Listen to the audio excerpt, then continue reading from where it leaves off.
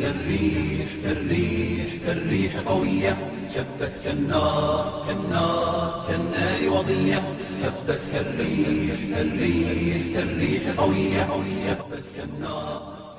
What's up? Not much. How are you? Yeah, I'm good. You have a question or? Yeah, just how would you come to the conclusion that Islam gives the prophets respect when Christianity doesn't? Because the Quran removes major sins from the name of the Prophet. That major sins that are attributed to the prophets in the Bible. So believing that the prophets commit major sin in your worldview means we don't respect them? Yes. Yeah, run that. What? Like, run that argument. What's your argument for that? You asked me, do you think, what argument is there to be made? Like, how that is a logical thought. You told me about my thought. What argument is there to be made? To demonstrate that your thought here is logical and consistent. Logical and consistent. Okay. So, do you believe a representative of God would be not representing God? Do you believe a prophet of God can basically call out for paganism? Call out for paganism. Yeah. Can you give me an example? I'm asking you, do you think that? Well, I needed an example. I don't know what you're referring to. Can a prophet of God call people to worship other than God? No, Why is that? because they're called to give the message of the one true God. Okay. And if you're a representative of God, what would you be expected from as a representative of God? To give the message Okay. from the one true God. Any other thing? To be a good example. Good. To be a good example. Can you be a prophet of God while committing shirk? I don't know. That's a thing in your paradigm. Can you be a prophet of God while not believing He's the only true God? While not worshiping, while not worshiping Him alone? I'd need more context. Can you be a representative of the one true God while you're not even worshiping Him alone? Yeah, like I said, I'd need more context. What's there to be? What's more context to be made? Can you be a prophet of God while worshiping other than God? Yeah, so same answer, right? And I'll explain why. The reason why I'd need more context is because we need to assess the situation that the prophet is in. We're still dealing with a subjective human who's prone to failure and is imperfect in almost every way, if not every way. Okay, so if we're dealing with an amount of temptation or deception for an amount of time, and then he comes back through the guidance of the one true God, I'd have no problem with it. So you wouldn't have a problem with the representative of God not even worshiping God? Under the guidelines of what I just stated, yeah. Yeah, and my logic behind what I said is that you can never be a messenger of God, a representative of God, without even having the first thing that you need to do, which is worshiping God. That's the logic behind that, behind my statement. Okay, so does your logic state that a messenger of God is like a different species of human where they become less imperfect or loses the tendencies that humans inherently have? Are you speaking about asthma? No, I'm just talking generally.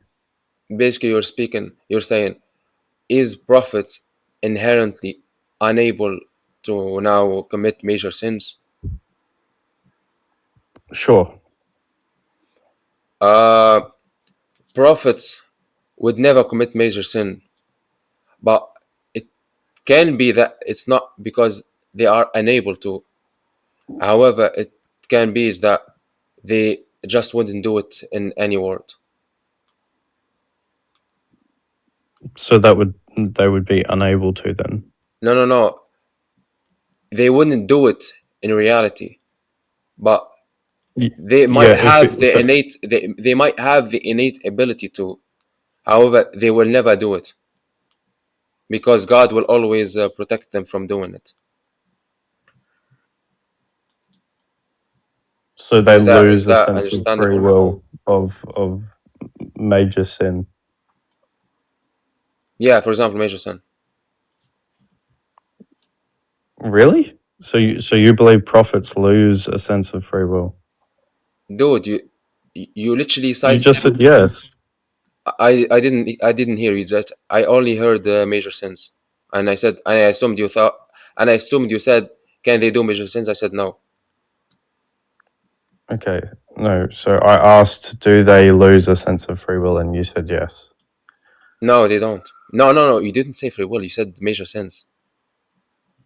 Yeah, free will to commit major sins. No, they don't lose free will to commit major sins. Okay. Evidence of that is the story of Joseph. Okay.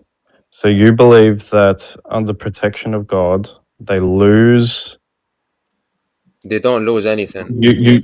They don't lose anything, but they become more perfect.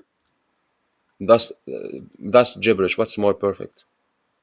Well, I'm trying to understand what you're saying. I'm trying to More perfect make it make is sense. gibberish.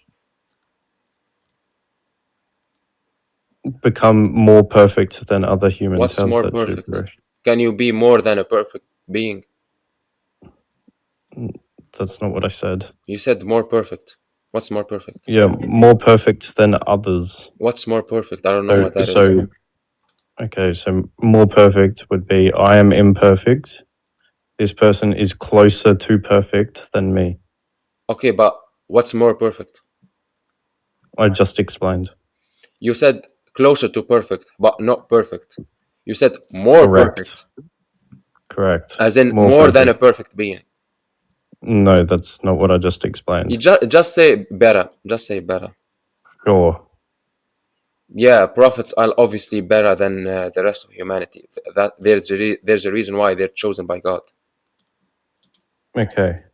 So under a paradigm where there's no such thing as major and minor sins, so how would this come into play? we went outside the topic now.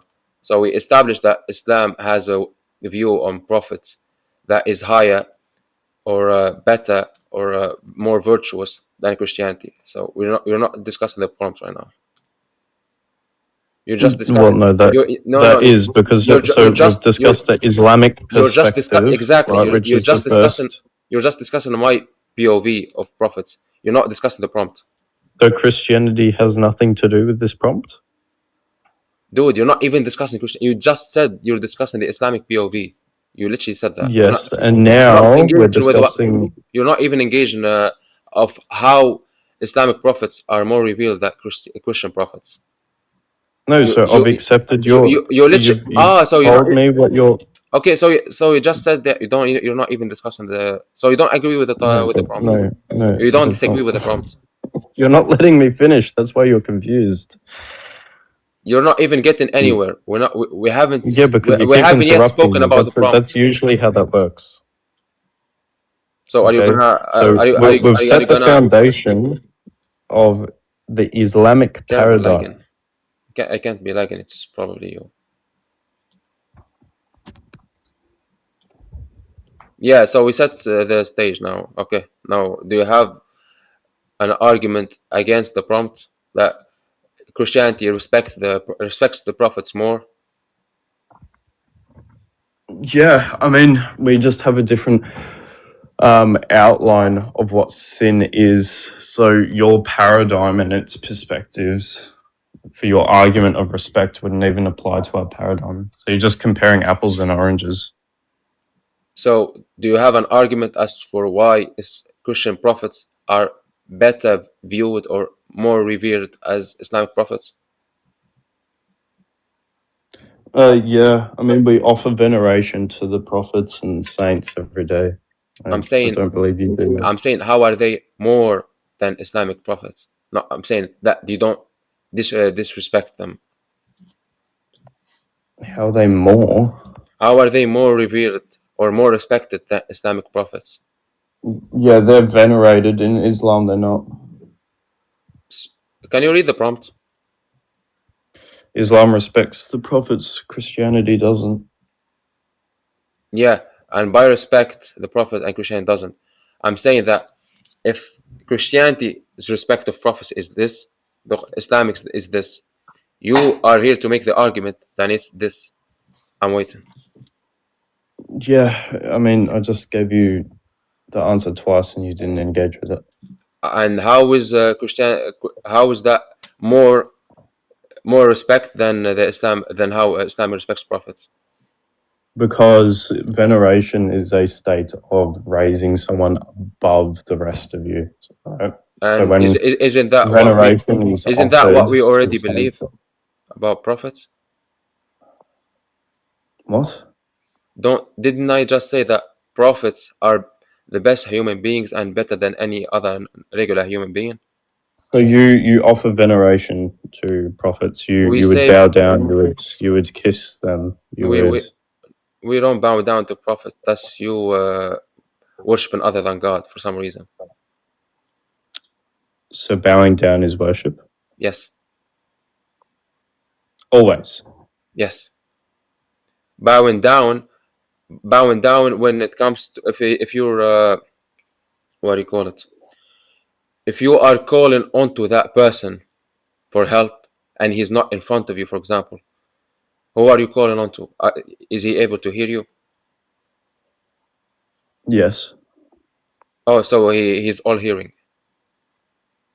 Through the grace of God, he can hear. Yeah, prayers, so yeah. that's worship then. It's define worship. Ibadah, which is calling on to other than God, for example, in this case. The definition of worship is calling onto. No, I giving you an example. If I go on to explain what worship is, it would take me an hour. Just give a clear-cut, simple definition. In this case, if you call on to someone, you're worshiping him. Yeah, that's not a coherent definition. I'm giving you a specific because we have books like this to explain that word. So if I go on to explain every single detail, we're not gonna end. So I'm giving you the specific case. If you call on to other than God, according to Islamic paradigm, that's worship. So you're not really revering prophets. You're worshiping them. And by the way, no one worship prophets. I don't know where you get that from anyway. Yeah, I mean, all I'm getting from this conversation is that we've got clearly different paradigms, right? So how are you comparing them?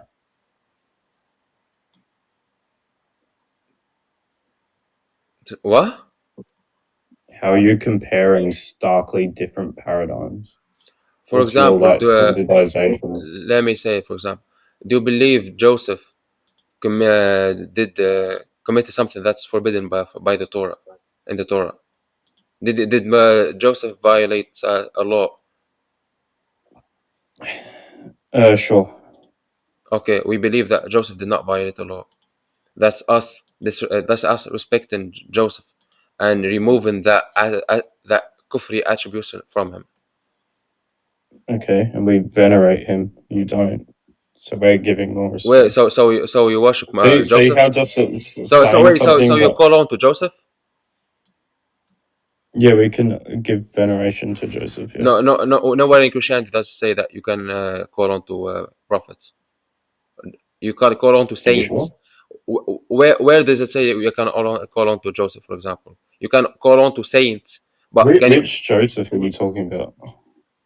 the son of Jacob? Awesome. Is he a saint in Christianity? No, he is. No, he isn't.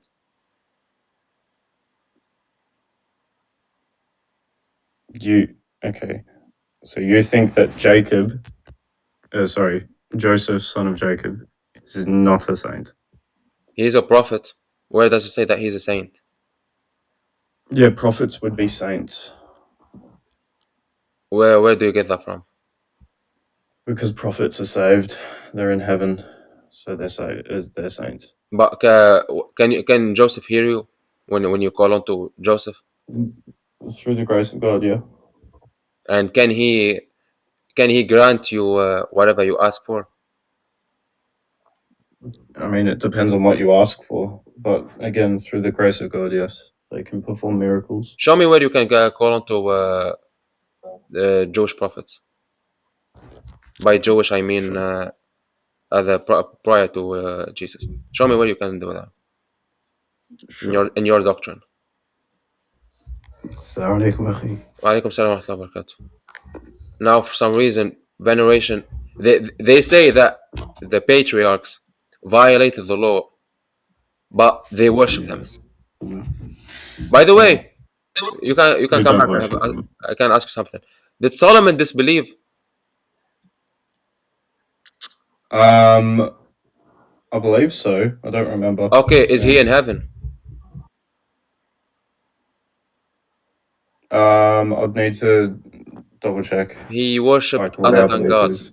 The 1 Kings chapter 11. Okay. So can you call on to him?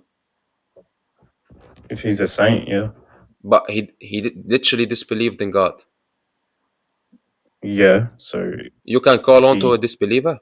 reverted back to Where the Orthodox okay, belief. show me where it does say that he reverted. I said if. Oh, it doesn't say that. Okay, if he died disbelieving. So a prophet died disbelieving, right? Yeah, if he died disbelieving. Yeah, so a prophet of God died a disbeliever. I mean, yeah, if you're telling the truth, I'd need to double check. Okay, so prophets are not necessarily saints because a prophet can literally apostate, according to you. Sure. I'll grant that for now. Okay, and you know what the Quran says about Solomon? You know what the Quran says about Solomon? Well, I don't know. It says, never did Solomon disbelieve. The Quran removes that attribute, that negative attribution from Solomon. So you see, at one hand, you have the Bible saying the Solomon, the greatest, the man with the greatest wisdom, somehow apostated, and the Islam saying that he didn't apostate. That's you making stuff up. Well, no, that would be the Quran going back, looking at the historical sources of Solomon and just taking out the bad bits about him. Say again? It sounds like the Quran just picked and chose what they want to. That presupposes that Islam is not true, right? Well, that's not a presupposition. The presupposition would be that Islam is true. No, I haven't made that presupposition. I haven't even said that. Therefore, the Quran is from God. I'm saying the Quran says this, the Bible said this. I haven't even made that assertion. However, you did. Yeah. However, you asserted. However, you asserted that source is taken from another source. You're the one who made the assertion, not me. I said that's what it sounds like. Yeah, but I haven't made the assertion. It's you. I'm only comparing paradigm to paradigm. I haven't even granted the paradigm. Granted, my paradigm. I'm saying I'm comparing paradigm to paradigm. If I'm speaking Judaism versus Christianity, I'm speaking band for band. I haven't even said that this one is true, this one isn't. You're the only one who's making an assertion right now. I mean, sure, you can. So let me give you another example now. Did Jacob used to do a divination, the one that's specifically prohibited in Leviticus chapter 19 verse 26? You would need to give me verses. I don't have this. Genesis specific Genesis 44:15 and Genesis 44:5. Joseph does divination. You know what divination is? Yeah. Okay. And divination is specifically prohibited in Leviticus chapter 19 verse 26. So Okay. Joseph did something, one of the patriarchs did something that's later on being prohibited in the law. You know what the Quran says? The tool that in the Bible Joseph used to divine with, it's attributed to the king, not to Joseph. So it removes that attribution from that it removes him not believing the law. So you see how the Quran clears up the negative attribution of Joseph. So do you think it's respectful, or more respectful, I suppose, to say, hey, this person's never done this really bad thing before? Or do you think it's more respectful to say, hey, this person did these bad things, but look how God used them, look all the good he did, and You look how don't understand. Historically speaking, do you believe historically speaking Solomon disbelieved? Yeah, I'd take the Torah. The Quran says historically speaking Solomon did not disbelieve. Therefore, if the Quran corrects inaccurate historically. Dude, let me explain. The Quran says historically speaking he did not disbelieve. Therefore, if it's responding to a claim that says they disbelieved, it's obviously removing that attribution from him, because the Quranic author doesn't believe that happened, or thinks that it didn't happen. Therefore, it's respecting him by clearing up the allegations said about him. Obviously, that's respect. How? Just removing, just saying. This Okay, if I tell you, go on public and tell you, you raped someone, and then Liban in front of you, on the one in the panel, says no, he didn't. Is he clearing up allegations of you? No. No. What? No, he's just got an opposing opinion. The accusation would still stand. He just LARPing at the moment. It's pointless. By the way, he was trying to make the point that just because they do istighfar to the prophets, that means they respect it more. Well,